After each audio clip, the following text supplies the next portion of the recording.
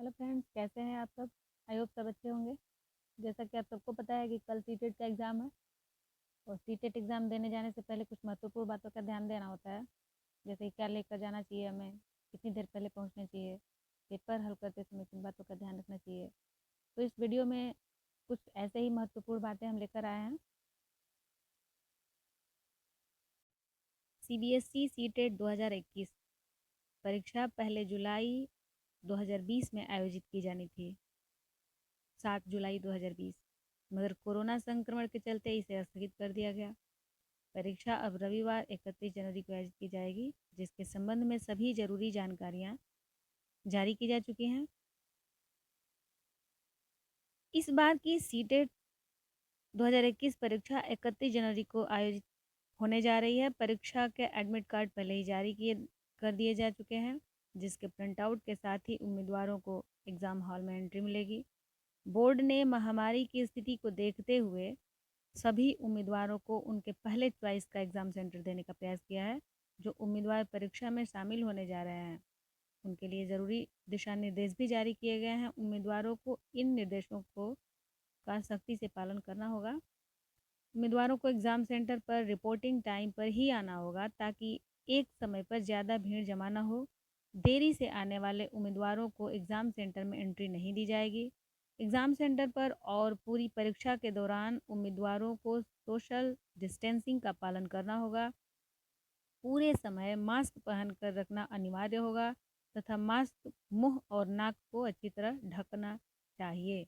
उम्मीदवारों को अपना पीने का पानी एक पारदर्शी बोतल में लाना होगा। सेंटर पर पीने के पानी की व्यवस्था नहीं होगी। उम्मीदवारों को अपना स्वयं का हैंड सैनिटाइज़र ले आना होगा। एग्ज़ाम हॉल में कुछ भी आपस में मांगने या बदलने की इजाज़त नहीं होगी। उम्मीदवार आपस में न हाथ मिला सकेंगे, न ही किसी और तरीके से एक दूसरे को छू सकेंगे। एग्ज़ाम के बाद मास्क को इधर उधर फेंकने की इजाज़त नहीं होगी। विधिवत तरीके से मास्क का निस्तारण करना होगा। पेपर 1 तथा पेपर 2 में 150 मार्क्स के 150 सवाल होंगे। परीक्षा पहले जुलाई 2020 में आयोजित की जानी थी, जैसा कि आपको पहले भी बताया जा चुका है। यह परीक्षा 7 जुलाई 2020 को होने वाली थी, मगर कोरोना संक्रमण के चलते इसे स्थगित कर दिया गया। अब परीक्षा 31 जनवरी अर्थात कल आयोजित की जाएगी, जिसके संबंध में सारी जानकारियाँ जारी की जा चुकी हैं। तो फ्रेंड्स, ये थी CBSE द्वारा जारी किया गया कुछ दिशा निर्देश। अब जो हम आप लोगों को बताने जा रहे हैं, वो आप ध्यान से देखिएगा, बिल्कुल ध्यान से देखिएगा, सुनिएगा। परीक्षा हॉल में क्या होता है कि सीटेट में टाइम प्रॉब्लम बहुत ज़्यादा होती है। क्या होता है कि ऐसे जो पेडागोजी क्वेश्चंस होते हैं, उसको लेकर के हम बहुत कंफ्यूज होते हैं। चार चार ऑप्शन होता है और चारों ऐसे सेम होता है, जैसे कि पता चलेगा कि कहीं ये हुआ तो फिर लगेगा कि नहीं नहीं ये नहीं होगा, ये होगा। तो हमें इसका एक सबसे अच्छा ट्रिक होना चाहिए हमारे पास। जैसे कि हम एक क्वेश्चन देख रहे हैं, उसके बाद उसमें 4 ऑप्शन है। पहला ऑप्शन जब हमने पढ़ा तो हमें लगा कि अरे ये तो होगा, नहीं होगा। जब हमें लगेगा कि बिल्कुल नहीं होगा, तो उसको हमें क्रॉस मार्क कर देना चाहिए। जो ऑप्शन हमें लगे कि ये ऑप्शन नहीं होगा, उसे हमें क्रॉस मार्क ज़रूर करना चाहिए। अगर आप क्रॉस मार्क नहीं करते हैं, यानी कि उसको गलत नहीं कर देते हैं, तो फिर आप उसी में कन्फ्यूज़ रहेंगे। अगर हम ये करते हैं, तो एक ऑप्शन देखा हमने ये तो नहीं होगा, इसको हमने क्रॉस कर दिया। फिर दूसरा ऑप्शन देखा, फिर ये भी लगा कि ये भी नहीं होना चाहिए, उसको भी मैंने क्रॉस मार्क कर दिया। अब तो हमें सिर्फ 2 ही ऑप्शन में चूज़ करना है ना, कि ये होगा कि ये होगा। तो इससे क्या होता है ना, कन्फ्यूज़न जो होती है ना चारों ऑप्शंस में, वो थोड़ा-सा कम हो जाता है।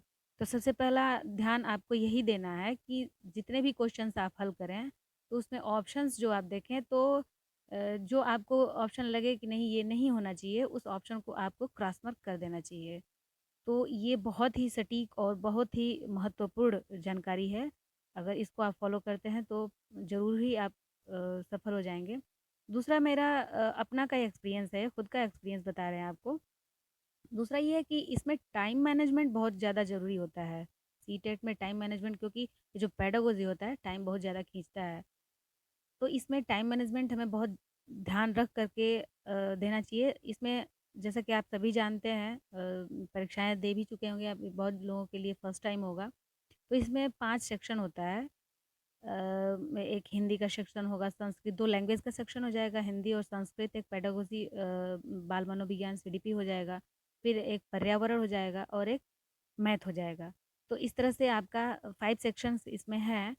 कुछ लोग क्या करते हैं कि इसमें लैंग्वेज में कंफ्यूज हो जाते हैं, लैंग्वेज फर्स्ट और सेकंड में कंफ्यूज हो जाते हैं। जैसा कि आप जब फॉर्म अप्लाई करते हैं उस समय ही आपको लैंग्वेज चूज़ करना होता है। तो फर्स्ट लैंग्वेज आपने क्या चूज़ किया है, अक्सर लोग हिंदी या इंग्लिश अपना जिसका जिस पे ज़्यादा कमांड हो तो उसी को फर्स्ट लैंग्वेज, क्योंकि फर्स्ट लैंग्वेज जो होता है वो टफ होता है, लोग चूज़ करते हैं। तो हमें पेपर हल करते समय सबसे ज़्यादा ये ध्यान देना होता है कि हम जो लैंग्वेज हल कर रहे हैं वो कौन सा हल कर रहे हैं, फर्स्ट लैंग्वेज हल कर रहे हैं या सेकंड लैंग्वेज हल कर रहे हैं। क्योंकि क्या होता है कि मुझे ऐसा लगता है कि सबसे पहले हमें फर्स्ट लैंग्वेज हल कर लेना चाहिए। अगर आप ऐसा करते हैं तो सेकंड लैंग्वेज में कन्फ्यूज़न नहीं होती है, क्योंकि क्या होता है कि कभी-कभी स्टूडेंट्स क्या करते हैं, मेरे पास बहुत सारे एग्जांपल्स हैं कि क्या करते हैं लोग, फर्स्ट लैंग्वेज नहीं हल किए रहते हैं, सेकंड लैंग्वेज पे हाथ लगा देते हैं और पता चलता है कि फर्स्ट लैंग्वेज का जो ओएमआर शीट में जो नंबरिंग होता है उस पे टिक कर देते हैं, उसका गोला भर देते हैं। फिर क्या होता है कि आपका फर्स्ट लैंग्वेज पूरी तरह से रद्द हो जाएगा। तो इस बात का आपको बहुत ज़्यादा ध्यान देना चाहिए कि हमें लैंग्वेज हल करते समय ज़्यादा ध्यान देना होगा। और टाइम मैनेजमेंट की जो बात है वो तो आपको ध्यान देना ही देना है, क्योंकि 30 मिनट, मेरे ख्याल से तो 20 मिनट्स ही सभी सेक्शन पे आप दीजिए, बाकी के जो आपके समय बचते हैं वो आपको बाद में बहुत ज़्यादा काम आएंगे, जो पेंडिंग में है, जो क्वेश्चंस जो कंफ्यूजन में था जिसको हमने छोड़ दिया है, तो उसको करने के लिए वो हमारे पास समय बच जाएगा।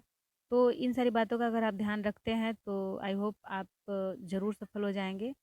और ये वीडियो देख करके, आपको सुन करके कैसा लगा, आपको अगर जानकारी अच्छी लगी होगी तो चैनल को सब्सक्राइब और कमेंट बॉक्स में ज़रूर बताइएगा कि आपको मेरा सलाह, मेरा मशवरा, मेरा दिशा निर्देश आपको कैसा लगा। धन्यवाद।